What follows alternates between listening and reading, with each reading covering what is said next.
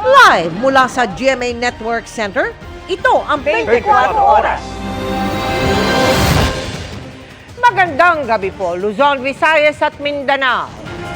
Nang araro ng siyam na sasakyan ng isang bus sa Commonwealth Avenue sa Quezon City. Dahil umano yan sa pumalyang preno ng bus, 6 sugatan na kinailangan dalhin sa ospital. Nakatutok si Bernadette Reyes. Tulong-tulong ang mga tauhan ng Quezon City Urban Search and Rescue para mailabas sa mga sakay ng mga sasakyang nadamay sa karambola kaninang umaga sa Commonwealth Avenue, Quezon City.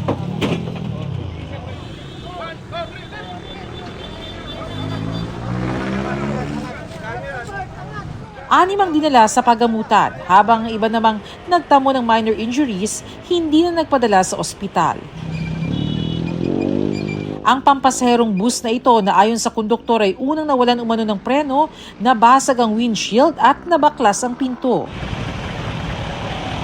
Base sa investigasyon ng pulisya, nakapagbaba pa raw ng pasahero ang bus bandang Litex area bago magkaaberya. Sabi ng driver ko, ipasok ko daw yung mga pasahero ko. Umalis ako dyan sa harap ng bus. Pasok ko lahat ng pasahero ko kasi nawala na ng preno. Ginawa ng driver ko, isinalpok niya na lang dito sa kaliwa. Kasi sobrang daming sasakyan dito sa pamuntang Winston. Na-check po yan, lahat yan chine-check bago umalis. Dito lang po nagkaroon ng aberya. Hindi bababa sa siyam na sasakyan at motorsiklo ang inararo ng naturang bus, kabilang ang modern jeepney na nagkasira-sira rin at ang UV Express na lumusot pa sa isang tent. Yung unang tinamaan niya ay isang sedan na sasakyan. Pagkatama niya dun sa sedan, sumunod naman natamaan niya yung isang UV Express. Yung bus po dire-diretso pa rin, hindi pa rin huminto.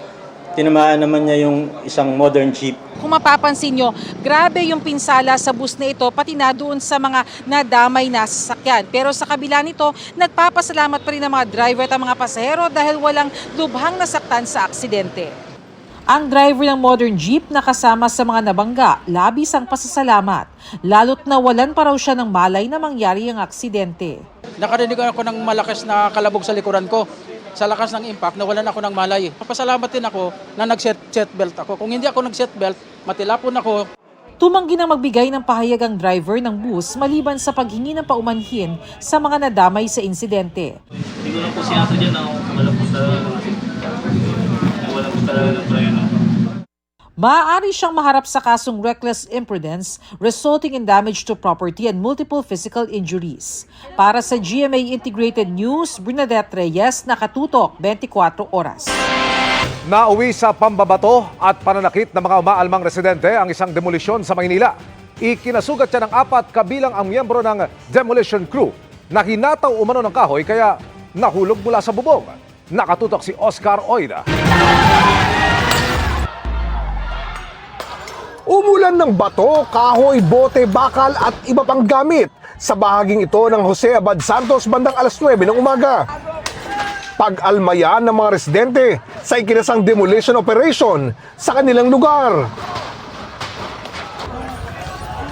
Halos di makalapit nung una ang demolition crew sa dami ng mga ipinupuhol sa kanila ng ilang residenteng pumosisyon sa mga bubungan. Pero nang lumala pa ang tensyon, pinasok na ng SWAT ang lugar. Kanina po umakyat po sila dyan para kahit papano masawataho yung mga nagbabato kanina. Ngayon naman nung umakyat naman na sila kahit papano man napigilan na yung mga tao. Sa puntong ito, nakalapit na sa mga gigibaing bahay ang demolition crew. Pero habang papaakyat ng bubong ang isa sa kanila, nahulog mula sa bubong ang isa sa mga crew. Hinataw umano siya ng kahoy ng isa sa mga residente. Agad isinugod sa ambulansya ang sugatang demolition crew. Ang nakasakit sa kanya nang makababa, dinala rin sa ambulansya dahil di umano makahinga. Sa ambulansya, nagkaharap ang dalawa. Inaamin ko po ako po yung alam ko dito mo na may hawak ko siya ay kay ano tawad kuya kayo nagtawad pasensya na kasi tama po talaga ito gusto po ng ano to Kalaunan, nagkapatawaran din ang dalawa. Tuluyan ding humupa ang tensyon. kaya natuloy ang demolisyon habang nakabantay ang mga pulis. Hindi ito ang unang pagkakataong nagkatensyon sa lugar. Actually, nakailang extension na po sila. Meron pa pong plaintiff na offer sa kanila 50,000 for those affected structures, bibigay ni attorney. Kung voluntary po silang aalis. Nangako po sila, March 31, aalis po sila. Instead po na nag-voluntary sila, nag-file pa po sila ng motion sa court, sa expropriation po. Kaya di-deny naman po ng court. Kaya po nag-proceed na po kami.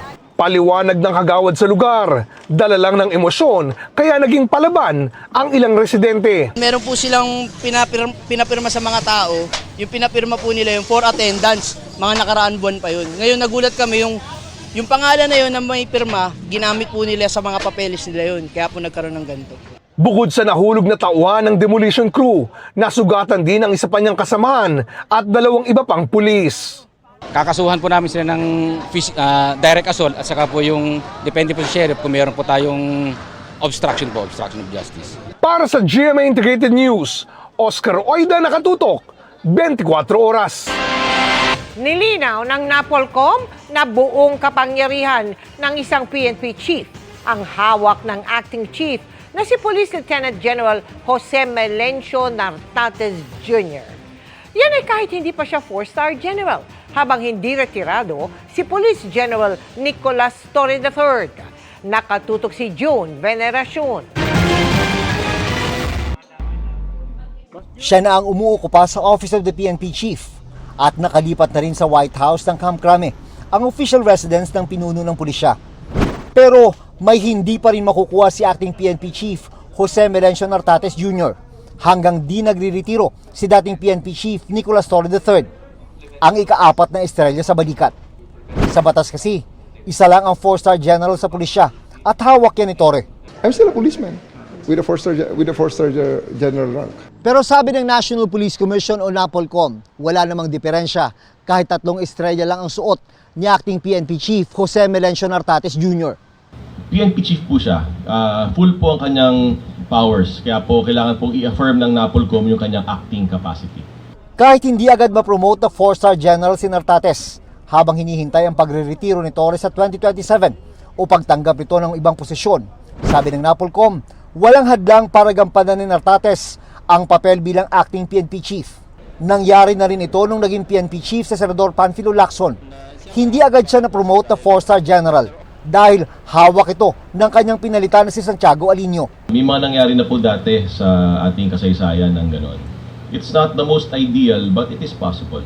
Hindi rin unang beses para kay Torre ang nangyari sa kanyang karera. This is not the first time that this happened in my career. Okay?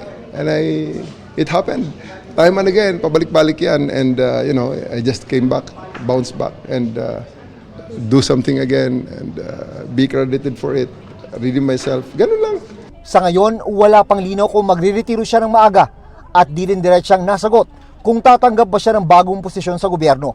Ang sinabi niya lang, nag-file na siya ng leave of absence. Karapatan daw ito ni Torre, sabi ng NAPOLCOM. Parang ordinaryong tao, parang ordinaryong empleyado na naka-leave. So, action. Para sa GMA Integrated News, June Veneracion, nakatutok, 24 oras.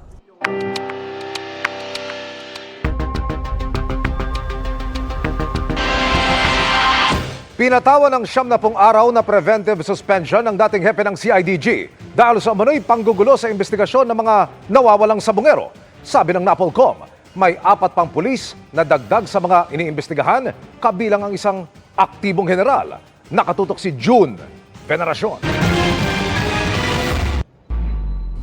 Halos 2 linggo matapos sampahan ng reklamo ni Ella Kim Patidogan, si dating CIDG Chief Brigadier General Romeo Macapas, kaugnay ng investigasyon sa kaso ng mga missing sabongero. Naglabas na ngayon ng desisyon ang National Police Commission. Police Brigadier General Romeo G. Macapas is hereby placed under preventive suspension for a period not exceeding 90 days, effective immediately. Ang pagsuspende ng NAPOLCOM kay Macapas ay tugon sa hiling ni Ella Kim at kapatid niyang si Dondon Patidongan na itinuturing na whistleblower sa kaso ng mga missing sabongero. Inakusahan nila si Macapas na ginulo ang investigasyon nung siya pa ang CIDG Director nang kunin ang cellphone ni Ella Kim at kapatid na si Jose. Binura rin daw ni Macapas sa mga text message sa cellphone ng magkapatid na Patidongan.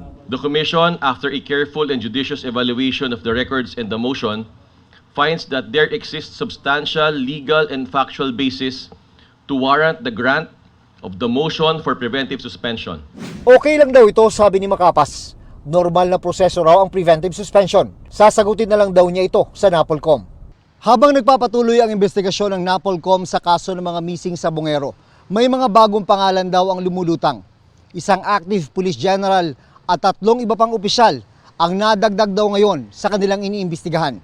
Ayaw pangalanan ni NAPOLCOM Commissioner Rafael Calinisan kung sino-sino ang mga ito. Pero isang pulis din daw ang nagbigay sa kanilang impormasyon tungkol sa pagkakasangkot ng 4 sa pagkawala ng mga sabongero. He's providing us names and the involvements of these names. We're establishing linkages also. So bukod dun sa witness namin na nagbabanggit ng 4 na pangalan, meron pa kaming mga sinisilip na pangalan. Para sa GMA Integrated News, June Veneracion, nakatutok, 24 oras.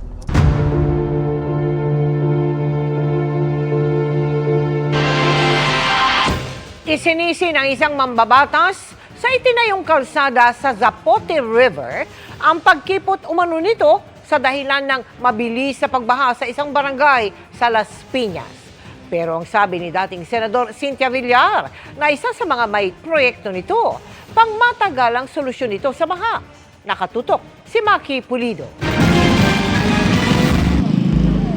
Noon pa man, sabi ni Claudia, problema na ang baha dito sa barangay Zapote 2, Las Piñas City. Umaabot po ito dito, tapos hanggang pumapasok po siya sa loob hanggang may hagdan.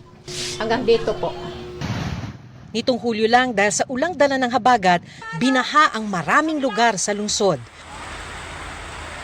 May pinupondohan namang flood control para sa Zapote River, isa sa pinakamalaking daluyan ng tubig sa Las Piñas, ayon kay Las Piñas Representative Mark Anthony Santos. Pero sabi niya, sa halip na magsagawa ng dredging at linisin ng DPWH ang Zapote River para lumalim at dumaloy ang tubig, nagtayo pa ito ng kalsada sa gilid ng ilog.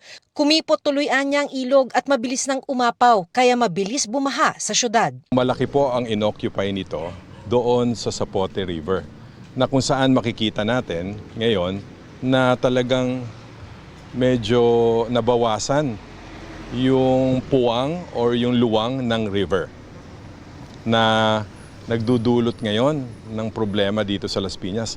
Kasi nung araw na mas malapad ito, mas maraming tubig ang dumadaloy dito. May gumuho na ring bahagi ng riprap. Ang bahaging ito ang kasalukuyang kinukumpuni ng DPWH.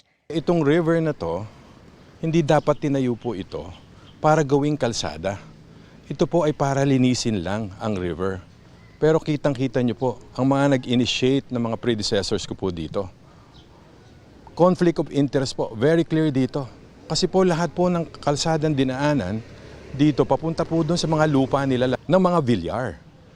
Kasi nagpagawa mga bridge dito, papunta lahat dyan sa mga properties nila. Ang dulo po nito ay isang malaking mall na pag-aari din ng pamilya Villar.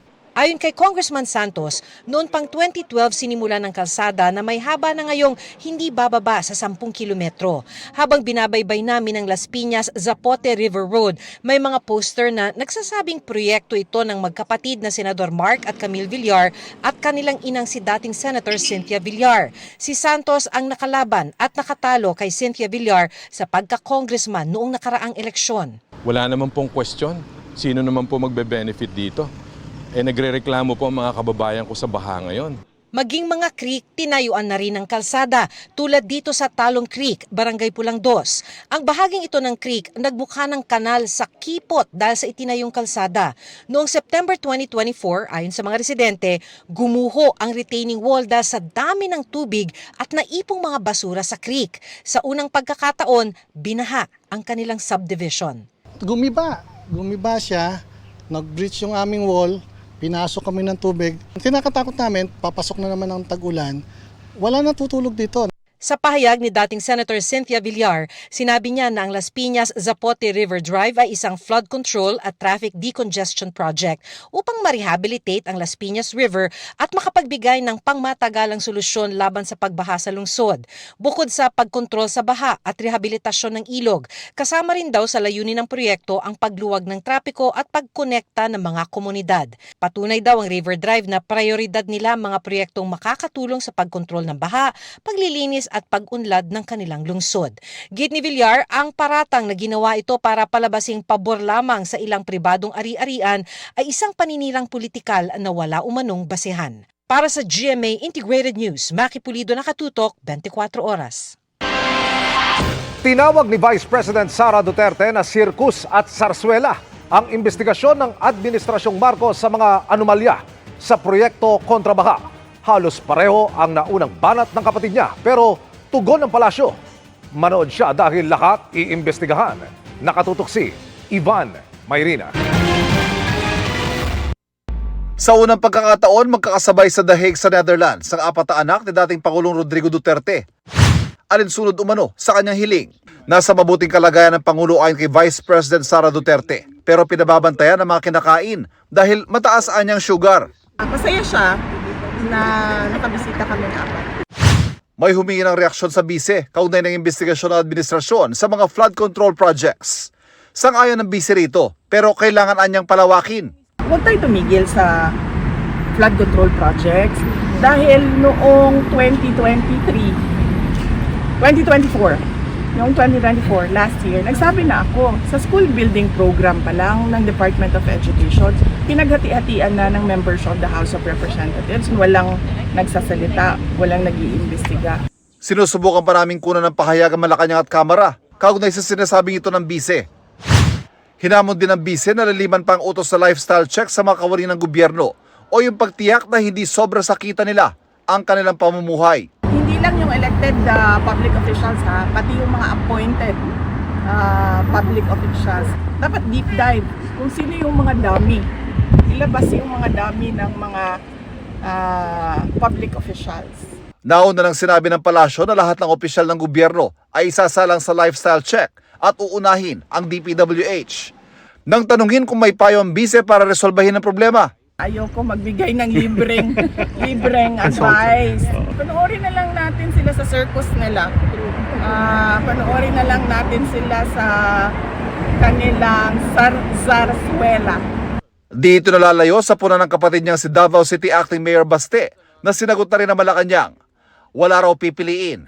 Lahat ng sangkot, maiimbestigahan at makakasuhan. The President himself ay ginagamit na yung flood control projects na PR niya. Responsibilidad niya naman talaga yon. Dapat, in the first place, he did not allow it to happen. Kung sinasabi niya po na ito'y PR stunt, manood na lamang po siya. Para sa GMA Integrated News, Ivan Mayrina, nakatutok, 24 oras. Chika Minute na mga kapuso at ang maghahatid ng mainit na showbiz happenings ngayong gabi, walang iba kundi si Ash Tipirena Glyza de Castro. Glyza! Salamat, Miss Mel! And abisala, mga kapuso! May mananakot muli sa big screen sa bagong collab horror film na Huwag Kang Titingin. Bibida ang ilang kapuso Gen Z artists at ex-PBB housemates sa pelikula na may mahalagang mensahe rin para sa mga kabataan. Makichika kay Nelson Canlas. Ay yung private road. Mula sa mga pelikulang The Road, Ouija, Basement,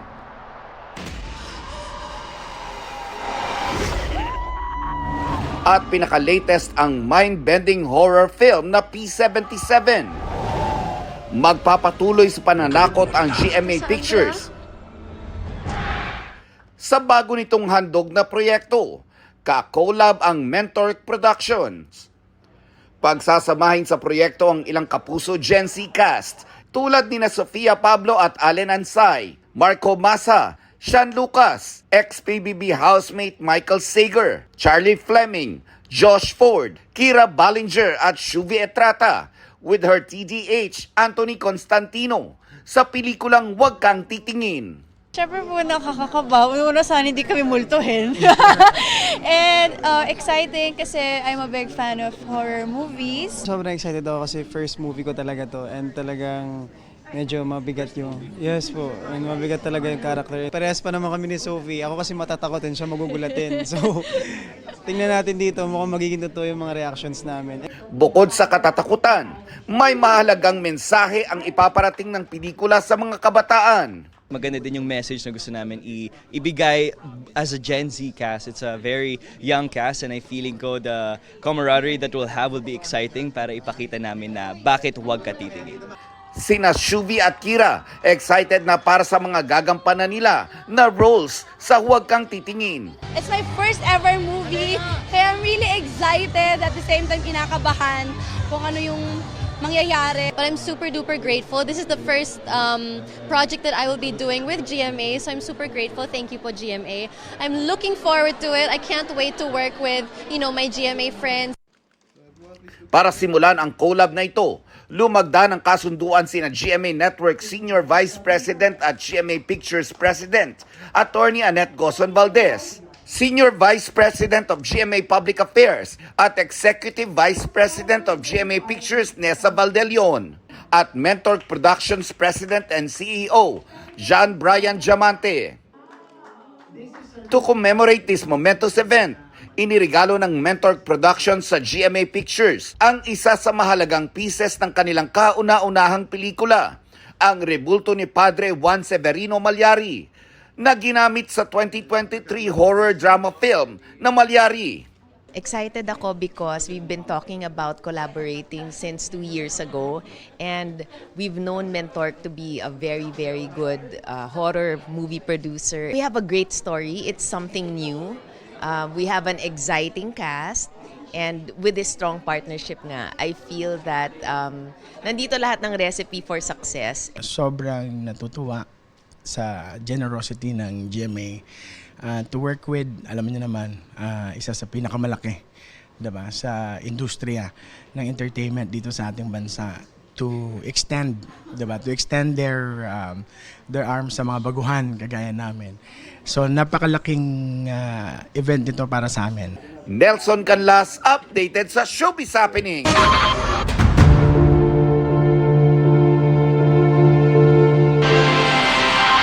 Paiimbestigahan ng munisipyo ng Matag-Ob, Leyte ang mga flood control projects sa kanilang bayan, kabilang ang isang ginagawa pa lang, pero nasira agad ng umulan nitong Martes.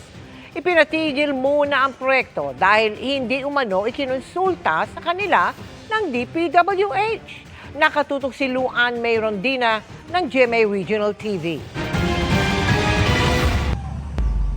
Pebrero lang nang sinimulan at sa Setyembre pa ang orihinal na target para matapos. Pero nawasak na ng malakas at walang tigil na ulan nitong Martes ang bahagi ng flood control project na ito sa Barangay Riverside sa Matag-Ob, Leyte. Kahapon ay agad namang sinimulan ang pag-aayos sa pinsala ng JV Enterprises na naawardan ng mahigit 48 million pesos na proyekto. Giit ng kumpanya, extended ang deadline para rito. Ang gusto ng munisipyo, itigil muna ang buong proyekto. Kung mahimo mag-request siguro ta nga undangan ng maong project anay kay right from the start wala man gyud tay coordination, wala sila coordination, even DPWH wala gihimong consultation, wala ni ma-include sa planning niya na, and also coordination before implementation of the project. Maliban sa proyektong nasira, may isa pang flood control project sa Barangay Riverside na kapresyo nito.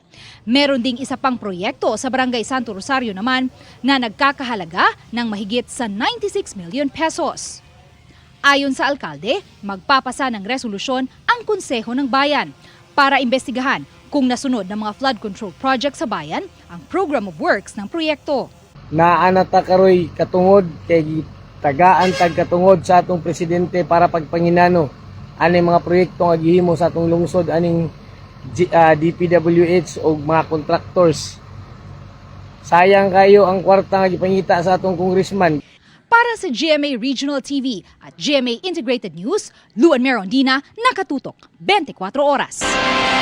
Pinapagulong na ng DPWH ang lifestyle check sa ahensya alinsunod sa utos ng Pangulo. Bukod pa sa binuo nitong Anti-Corruption Task Force, habang ang BIR kasamang sinisilip pati mga contractor na posibleng kasabwat sa anomalya. Nakatutok si Joseph Morong. Handa raw si Department of Public Works and Highway Secretary Manuel Bonoan na buksan ang kanyang Statement of Assets, Liabilities and Net Worth o SALIN. Ng lifestyle check. Ito ay sa harap ng iniutos na lifestyle check ng Pangulo sa mga ahensyang tulad ng DPWH na may kinalaman sa mga flood control projects. Kahit naman daw ang mga ibang opisyal ng DPWH may inihahaing SALIN na public record at maaaring busisiin. We welcome that. Is it open to open your SALIN? Yeah. Well, if there's going to be a formal lifestyle check that will be carried on, I think public document naman to eh. Mga luxury vehicles, mga ganyan. Well, we just have to say, we're just 3 years in this administration, and I also came from the private sector. Yeah. But I'm open. Anything. Ang SALIN ay deklarasyon ng mga ari-arian, pagkakautang at net worth na taong-taong isinusumite ng mga nasa gobyerno. Ayon sa palasyo, maaari magsagawa ng lifestyle check ang DPWH, BIR at ang Ombudsman. Pero noong 2020, naglabas si kariretiro lamang na Ombudsman Samuel Martires ng memorandum na nagsasabing hindi po pwede maglabas ng SALIN kung walang pahintulot ng may-ari nito. At maaari lamang magsagawa ang Ombudsman ng lifestyle check kung may verified complaint at ebidensya laban sa taga-gobyerno na dapat isumite ng isang complainant para pag-aralan ng Ombudsman. Ipinatigil din ni Martires sa mga lifestyle check noon dahil nagagamit umano ito para siraan ang mga opisyal ng pamahalaan. Naghihintay pa ng kapalit ni Martires at itinalaga muna ng Malacanang si Dante Vargas bilang acting ombudsman. Hinihingan pa namin ng kanyang opisina ng tugon kung anong gagawing aksyon ng ombudsman sa utos ng Pangulo pero wala raw muna itong pahayag. Ang BIR naman nagsasagawa na ng lifestyle check hindi lamang sa mga opisyal ng gobyerno kundi ang mga maaaring kasabwat nitong mga kontraktor. Nakikita natin na marami silang ari-arian na finoflaunt at nakikita natin na malaki ang kanilang mga properties yung titingnan natin. So ibabangga natin yan sa revenues. Ang DPWH gumagalaw na rin. Ayon kay Secretary Bonoan, nagbuo siya ng isang anti-corruption task force para doon magsumbong ang publiko sa mga maanumalyang proyekto ng DPWH. To be able for them to receive complaints about our people and do checking on them, yung mga kung may mga corruption practices. Tingin ni Bonoan may kumpiyansa pa sa kanya si Pangulong Marcos dahil pinapabilisan pa nito sa kanya ang mga investigasyon sa mga umano'y maanumalyang flood control projects. Tinututukan daw nila para sa posibleng paghahain ng reklamo ang mga proyekto sa Bulacan, Occidental at Oriental Mindoro at Iloilo. I serve at the pleasure of the President naman, and I think up to this time naman, the President has just been continuously instructing me to continue and expedite the investigations that we are doing and to file cases. Dagdag pa ni Bonoan, hindi niya pinapayagan ng korupsyon at dapat daw panagutin ang mga korap sa ahensya. Let those who have betrayed public trust be answerable for their own actions. Halimbawa kasi sasabihin, alam dapat ni Secretary yung mga nangyayari sa ilalim. Your response? Well, I would rely actually on my other people. May nasa 10,000 proyekto daw na ipinatutupad ang DPWH sa buong bansa na may otoridad ang mga undersecretary, assistant secretary at mga regional director. Meron din daw silang abot 200 district engineer sa 17 mga regional offices. Para sa GMA Integrated News, Joseph Morong, nakatutok 24 oras. Mabilis na chikahan tayo para updated sa showbiz happenings.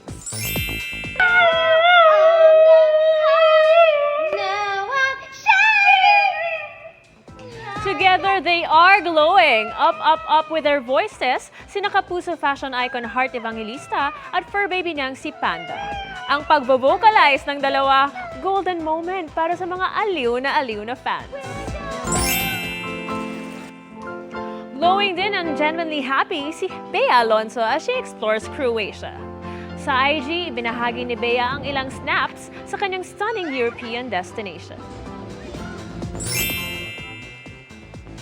Chilling by the sea naman ang atake ng aking hadiya na si Sangre Terra sa Bali, Indonesia. Looking fit and matcha-hydrated si Bianca Umali sa kanyang bakasyon na tinawag ng best and most beautiful conversation with God. Inilabas naman ni Kapuso star Annalyn Baro ang kanyang pagiging adrenaline junkie as she conquered her fears and went paragliding in Switzerland. Breathtaking ang view kaya proud si Annalyn sa kanyang kakaibang adventure. Walang takas ang umano'y leader ng tinaguriang Gapos Gang na nahulikam na nambibiktima sa Bulacan. Ang suspect na pag-alamang isa palang pulis. Nakatutok si John Consulta. Exclusive! Nakabonet at armado ang 5 lalaking ito nang pasukin ng isang bigasan sa Bukawi, Bulacan nitong Sabado. Tinutukan at iginapos nila ang mga empleyado sa kanilimas ang kita at mga personal na gamit sa bigasan. Papasukin nila ang bahay pag nagbukas ng bintuan, then papasok sila, then itatali nila yung mga biktima, and lahat na pwede nilang makuha, kukunin nila. Kahapon, muling sumalakay ang grupo gamit ang isang gray pickup at pinasok ang isang bodega ng soft drinks. Sa kuha ng CCTV sa isa sa mga pagsalakay ay bumaba ang takip sa mukha ng isa sa mga suspect. Nang matunton at maaresto ng Bulacan Police, napag-alamang pulis din ito. Ang 34 na taong gulang na Police Staff Sergeant Miguel Andrew Oñate ng Tanawan Police sa Batangas. Na-recover sa suspect ang isang caliber 45, mga bala, isang replicang baril, bolt cutter, 9 na cellphone, plaka ng pickup na ginamit sa panloob at mga barya na galing sa naloobang bodega ng soft drinks. Positibo siyang kinilala ng mga biktima, kabilang ang isang tinangayan nila ng baril. Kita doon sa CCTV yung itsura niya. And it was confirmed doon sa pinagrenta ng sasakyan yung identity niya. Pag day off siya, doon gumagawa ng pang-hold up kasama yung kanyang grupo. Based sa revelation niya kanina, meron na silang 3 insidente. Yung insidente sa Angat, Bulacan, yung insidente sa Bukawi, Bulacan, and yun nga kahapon, yung insidente sa Santa Maria. Ayon sa Bulacan Provincial Police Office, ang kanilang naarestong pulis Tanawan ang siyang leader umano ng grupo. Siya ang rumerenta ng mga sasakyan sa Laguna na siyang ginagamit ng grupo sa pang-hold up sa Bulacan. At siya rin daw ang tagatago ng gamit ng grupo na ginagamit sa kanilang panloloob. Tumanggi magbigay ng pahayag ang suspect na naharap sa patong-patong na reklamo. Dito wala tayong sinasanto. Kabaro man or sino man basta involved sa krimen, kailangan nating pagtulong-tulungan. Tuloy-tuloy yung ating follow-up. Mayroon na rin siya mga revelation kung sino yung iba pang kasama. Para sa GMA Integrated News, John Consulta, nakatutok 24 oras.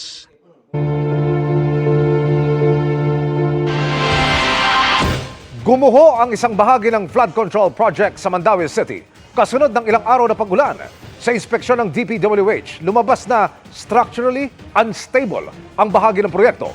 Nakatutok si Fe Marie Dumabok ng GMA Regional TV. Hindi kinaya ng mga sheet pile ng flood control project sa Mandaue City ang ilang araw na sunod-sunod ang ulan. Tuluyang bumigay nitong Martes ang mga PVC na nagsisilbing retaining wall ng pangharang sa baha sa Barangay Paknaan. Kaya nag-aalala ang mga residente lalo't binabaha sila. Usay taga tuhod, usay taga diri taga Maytiyan. So kanang gihimo diha nga alis sa sapa, wag yun na magsilbi. Wala kay kon wa pa man na humandira. Ako kay kabalaka akong duha ka rep gani na kuan na apil niya. Guba ayuno na pod. Nya motor na mo nalapong. Okay na, di naman may kaikuan kay pagbaha, diretso man dayon. July 2020 pa idiniklarang tapos ang proyektong nagkakahalaga ng 46 million pesos. Pero sa ganitong sitwasyon namin ito dinatnan. Ayon sa inspection report ng DPWH Cebu 6 Engineering District na nakalakip sa isang memo nitong August 26, 130 metro ng proyekto ang may mga hindi pantay at nakatagilid na bahagi sa likod ng sheet piles. Naging sanhi umano ito ng pagiging structurally unstable ng nasabing parte. Kaya hindi kinaya ang pressure ng pag-apaw ng tubig. Inalisan ng DPWH ang mga tumagilid na bahagi ng proyekto para maiwasan ang aksidente. Pero kanina dinatnan pa namin ang ilang nasirang sheet pile sa Butuanon River. Kasama rin sa utos ang madali ang pagkumpuni sa nasirang bahagi ng proyekto alinsunod sa approved design specifications. Pero wala kaming inabutang kontraktor na gumagawa kanina. Wala pang tugon ng DPWH at kontraktor ng proyekto sa request ng GMA Regional TV na makuha ang kanilang panig. Ayon naman sa Mandaue City Administrator, hindi proyekto ng kasalukuyang kongresista ang nasirang flood control project. Dahil sa nangyari, magsasagawa ang Mandaue City Hall ng inspeksyon sa retaining walls para malaman ang kondisyon nito. Actually, naka-agiman mi din dapit atong last week, atong nag-random inspect namin. At that time, wala pa man ito gumawa. Kita mi din dapit sa situation. Malagi na, magpadayon na siguro random, kaya taas magugkin ang butuhan nun sa... Para sa GMA Integrated News, Femari Dumabok ng GMA Regional TV. Nakatutok 24 oras. Inanod ng baha ang isang van sa Pililla Rizal dahil sa malakas na ulan.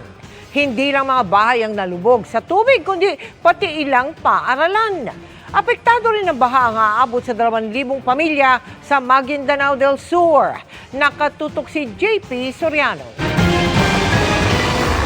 Grabe, taas agad, wala pang isang oras. Andun sila, babe. Ganito palang kataas ang tubig sa barangay Bagong Bayan sa Pililla Rizal dakong alas 4 ng hapon kahapon. Pero ilang minuto lang ang lumipas. Pa-rescue na tayo. Sige na, hindi na ng rescue. At hindi natin ito kakayanin. Ano, di na, sayang yun. Ganito na kataas ang baha sa lugar.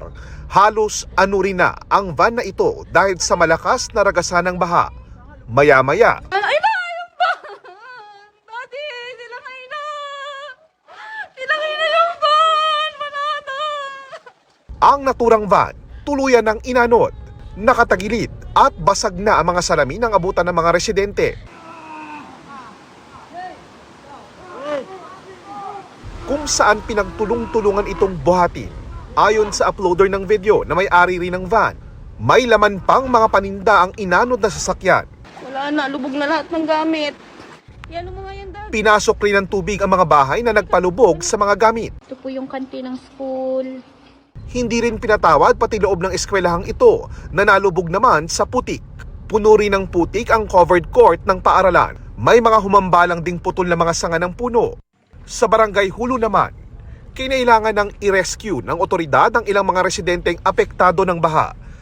6 na pamilya o mahigit 30 individual ang dinala muna sa evacuation center. Sa North Cotabato, ilang araw nang lubog sa baha ang ilang lugar, gaya sa Makasendeg Elementary School sa Midsayap, kung saan pansamantala munang hindi nakapapasok ang mga estudyante.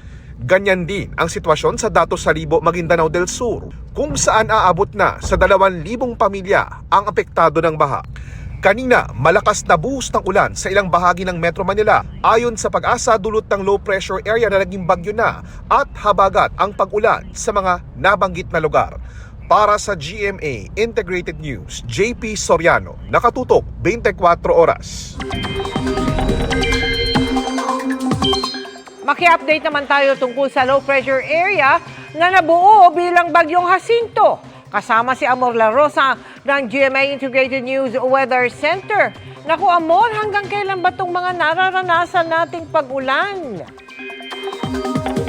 Salamat Mel, mga kapuso, magpapatuloy pa rin po ang mga pag-ulan sa ilang bahagi po ng ating bansa. Yan po ay kahit nakalabas na sa Philippine Area of Responsibility ang bagyong Jacinto. Alas 5 po ng hapon kanina, tuluyan na po itong makalabas dito sa Philippine Area of Responsibility. Mabagal po itong kumikilos, yan po ay sa direksyong north-northwest. Ayon po sa Pag-asa, sunod na tutumbukin ng bagyo ito pong northern o kaya naman ang central Vietnam kung saan po ito posibleng mag-landfall ngayong weekend. Walang inilabas na wind signal dahil papalayo na po yung bagyo, pero yung trough o yung buntot nitong bagyong Jacinto ay umaabot at nakakaapekto pa rin dito po yan sa ilang bahagi ng ating bansa. At bukod po dyan, pinalalakas din itong bagyong Jacinto. Ito pong hanging habagat, kaya po magpapatuloy rin yung mga pag-ulan dito po yan sa ilang lugar. Base nga sa datos ng Metro Weather, ngayong gabi may mga pag-ulan pa rin sa ilang bahagi po ng Cagayan Valley, ganun din sa may Cordillera, Central Luzon, ilang lungsod po dito sa Metro Manila, Southern Luzon, Luzon, kasama po dyan ang Calabarzon at pati na rin po ang Mimaropa, Bicol Region, ilang bahagi po ng Visayas, lalong-lalo na dito sa may western portions at meron din mga kalat-kalat na ulan dito yan sa Caraga Region.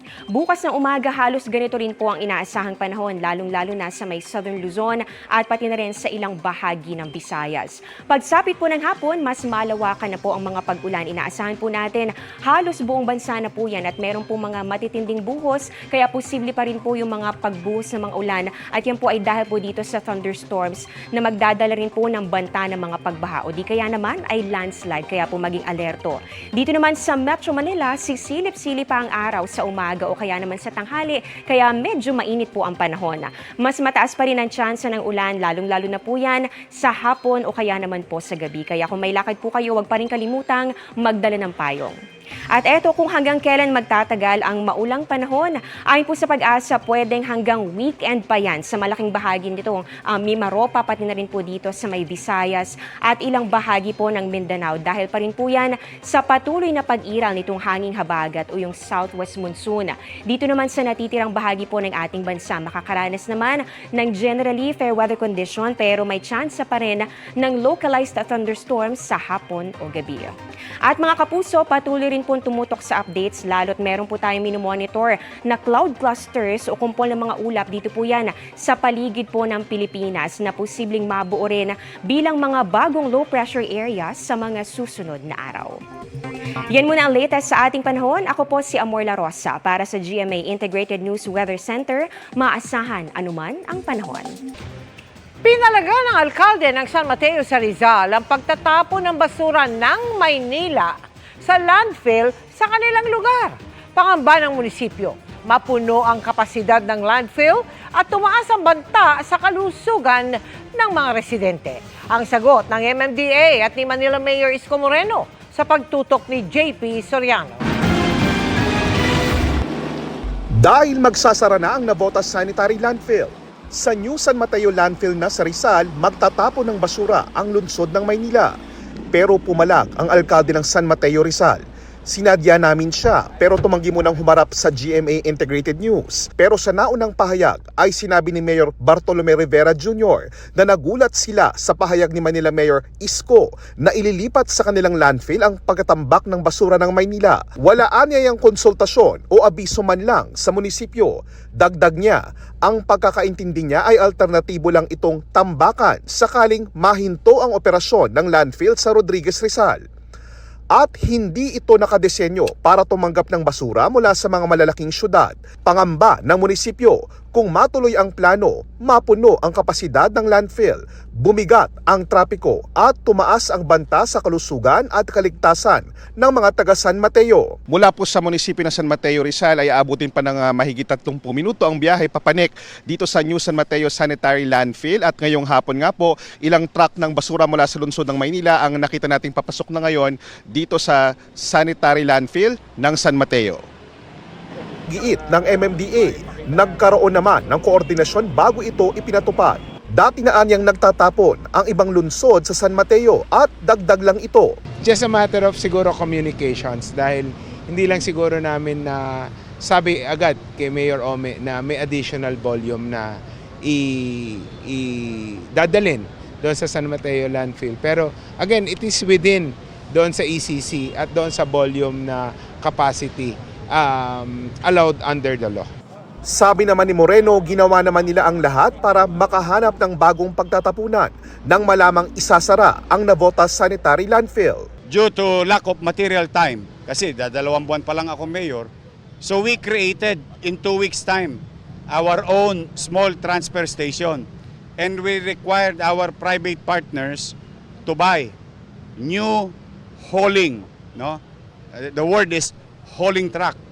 So that those dump truck namin na ginagamit or compactor na ginagamit sa Maynila for daily collection of garbage, hindi na magamit para dalhin sa sa San Mateo.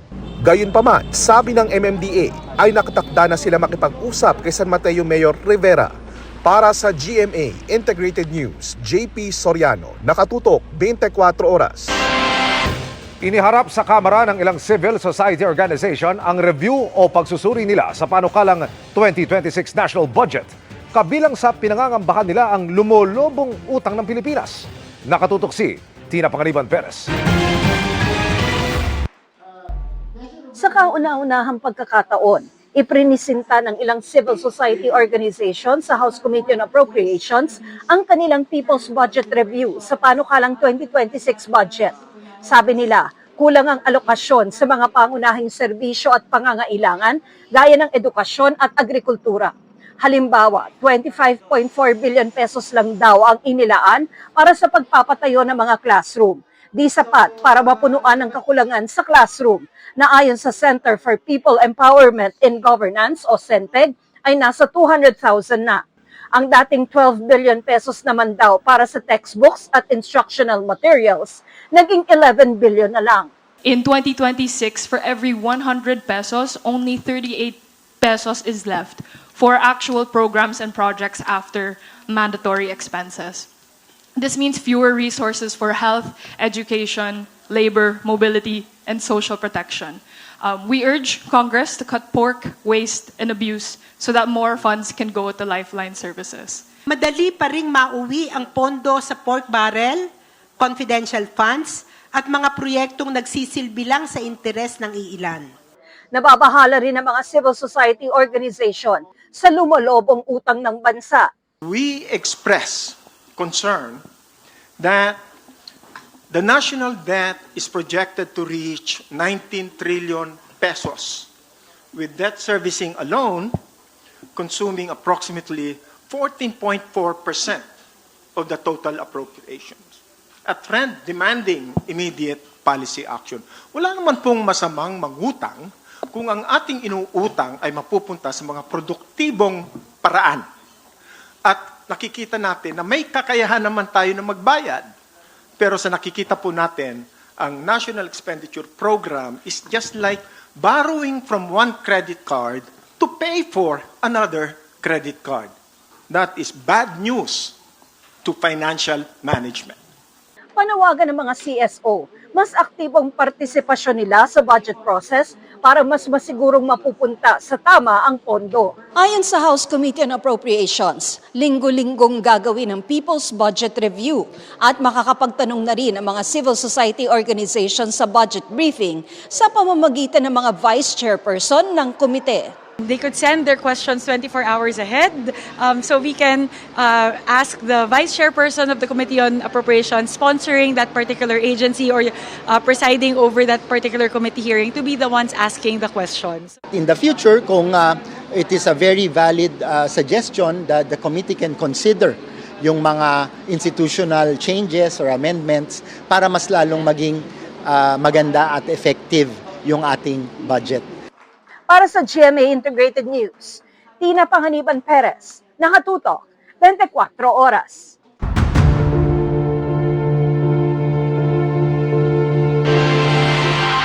Dalawang taon pa lamang tapos pero gumuhuna ang 80 milyong pisong diking itinayo sa isang ilog sa Nasugbu, Batangas. Kaya nangangamba ang mga residente sa posibleng pag-apaw ng ilog. Nakatutok si Ian Cruz. Gumuhong dike ang makikita sa gilid ng Palico River, sakop ng Nasugbu, Batangas. Ang riverbank protection na ito, proyekto ng DPWH na kung titingnan sa sumbong sa Pangulo website, nagkakahalaga ng mahigit 77.2 million pesos at natapos noong November 18, 2022.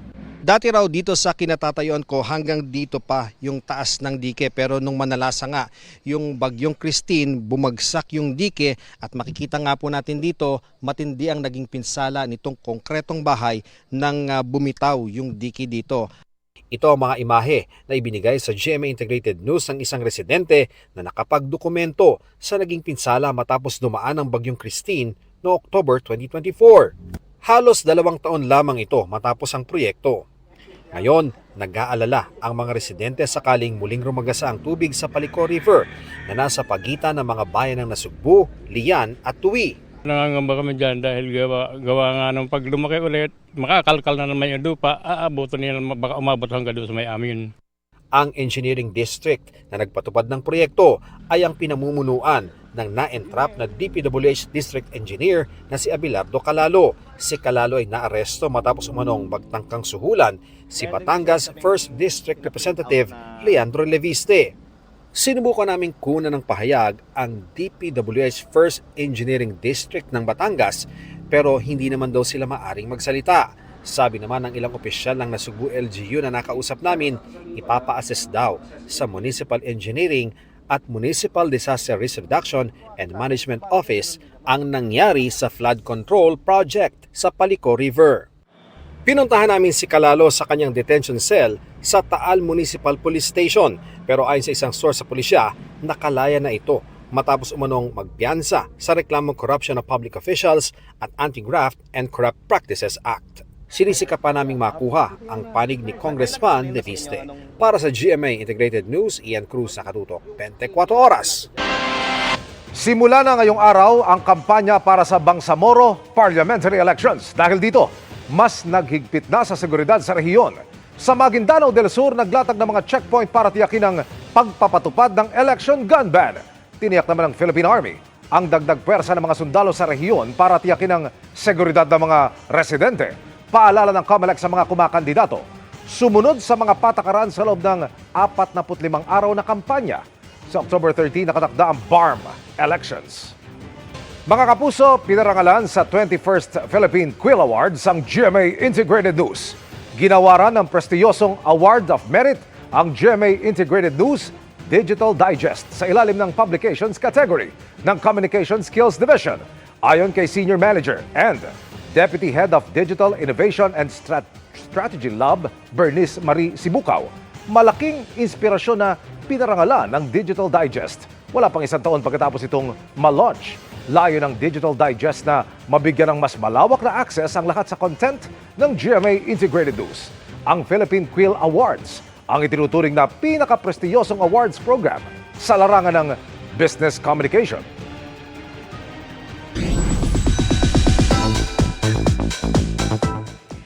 And full of energy ang concert ng Black Eyed Peas kagabi. Ang Pinay member nito na naging kapuso artist na rin, nag-look back kung paano siya na-discover at naging miyembro ng award-winning group. Makichika kay Athena Imperial.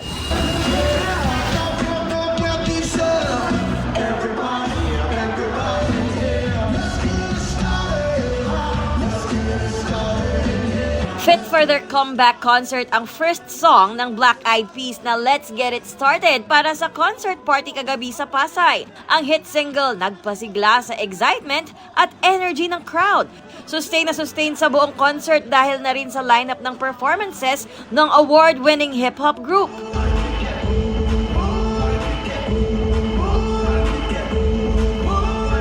Nakadagdag saya pa ang surprise collab performance ni Sandara Park at Apple Diap.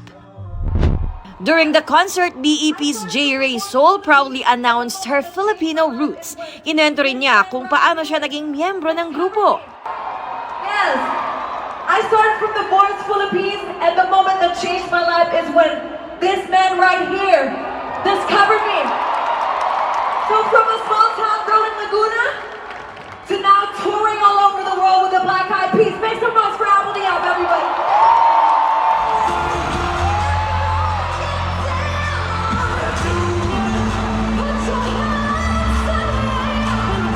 Bago ang concert, sinabi niyang special ang one-night concert dahil magpe-perform siya muli sa harap ng kanyang mga kababayan. Imagine 20 years old ka galing sa Pilipinas and then you step into like a group, a legendary group like that, right? So it's a lot of pressure. That Filipino spirit was in me. Like, you know, us Filipinos, we're fighters, we're resilient, and no matter what, we're gonna show up and show out. Kwento ni J. Ray na pressure siyang tapatan ang former member ng grupo na si Fergie. Pero there's always challenges. Of course, there's a lot of comparisons, but the thing is, like, I'm here to I'm not here to be the next Fergie. I'm here to be J. Ray Soul.